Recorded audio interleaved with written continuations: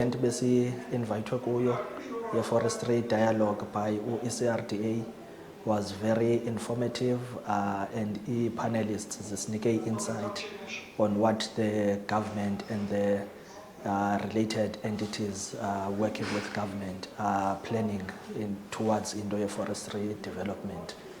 What was outstanding was the presentation from DFFE, where they mention master plan, besi unpackela ukuba like master plan, how far are they towards the implementation yayo, and also presentation by forestry charter council, where they empowered us bafuneka se report kubo so that they can assist in terms of challenges esizifumanayo kwinto transformation.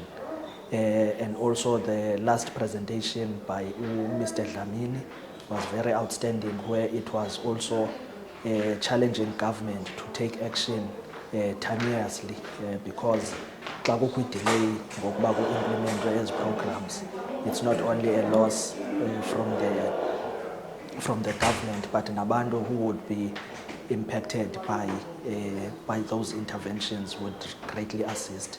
So lewenza ne comments like about China, how it went from being a poor economy to leading in what they are doing.